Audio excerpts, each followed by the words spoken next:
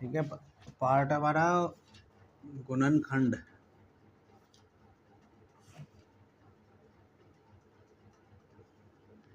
Topic, ठीक है, मतलब फैक्टर।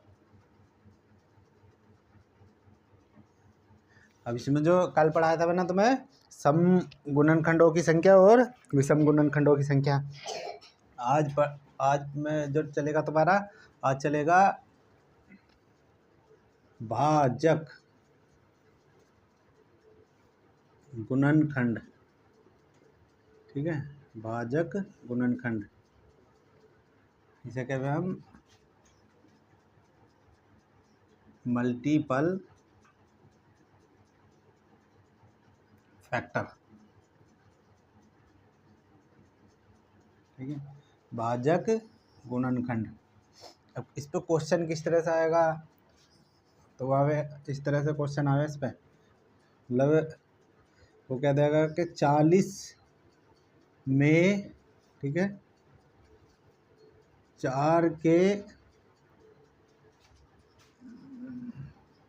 भाजक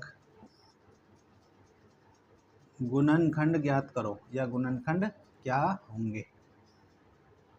ठीक है,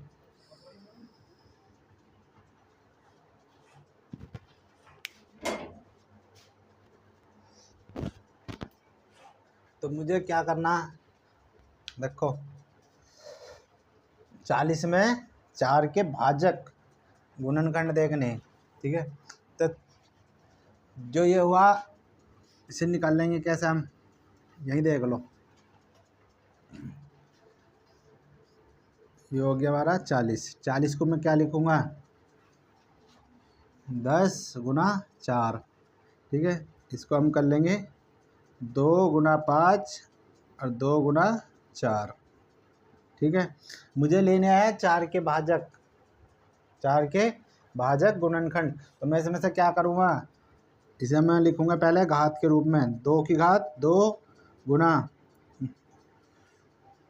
ठीक है, 2 की घात 3 होगी ना, 3 गुना 5 की घात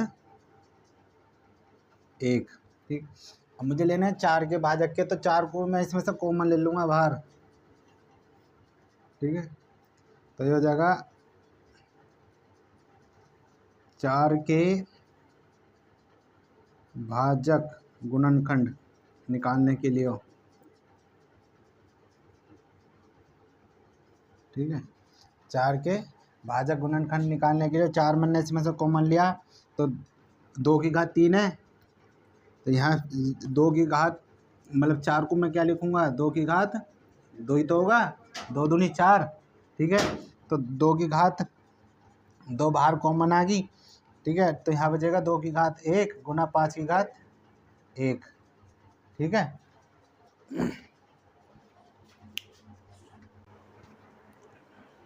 ठीक है, अब जो ये हो गया मेरा, अब ये तो 4 के तो निकल गए बाहर। ठीक है, अब इनमें करना क्या है, 4 के भाजक गुणनखंड निकालने में मुझे, तो 4 के भाजक गुणनखंड जो ये बचे फैक्टर, ठीक है, इनकी घात में 1 जोड़ दो, अब आपस में गुना कर दो। 2 की घात 1 थी तो 1 प्लस 1, 5 की घात 1 थी तो 1 प्लस 1। ठीक है, तो ये हो जाएगा हमारा 2 गुना 2 इक्वल टू 4। ठीक है, यही होंगे। अब देखना है कैसे होंगे, तो ये देख लो, अब इधर 40 है। ठीक, 40 को, ठीक है, क्या लिख सके हम, 1 2, 1 से कट जाएगा, 2 से कट जाएगा। ठीक है, फिर काय से कटेगा, 4 से कटेगा, 5 से कटेगा, 8 से कटेगा, 10 से कटेगा, और किससे कटेगा, 10 से कटेगा, 12 11 12 13 नहीं कटेगा, 15 16 20 से कटेगा। ठीक है, और अपने आप से कटेगा। ठीक है, अब मुझे निकालना क्या, 4 के भाजक गुणन, मतलब जो 4 से डिवाइड हो जाए, तो 1 4 से कट जाएगा, यूँ 1 ये हो गया, 1 ये हो गया, और 1 ये हो गया, तो कितने आए, 4 ही तो आ रहे, तो यहाँ भी तो 4 ही आ रहे हमारे। ये हो गया, ये हो गया, ये हो गया, ये हो गया, ठीक है। तो कितना हुए टोटल, 4, ठीक है। दोनों तरह से देख लो, ठीक है।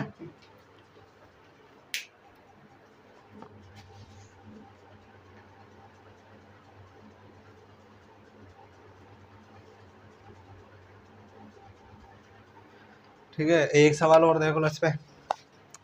मैं लेता हूँ अब 60 ले रहा हूँ, ठीक है। 60 में 5 के गुणज निकालने हैं मुझे, और 5 के भाजक गुणनखंड याद करने हैं। तो 60 को मैं क्या लिखूँगा, 10 गुना 6, ठीक है। इसे कर दूंगा मैं 2 गुना 5 और 2 गुना 3, ठीक है। तो ये हो जाएगा 1 2 ये बैठा, 1 ये 2 बैठा, तो 2 की घात 2 गुना 3 की घात 1 गुना 5 की घात 1, ठीक है।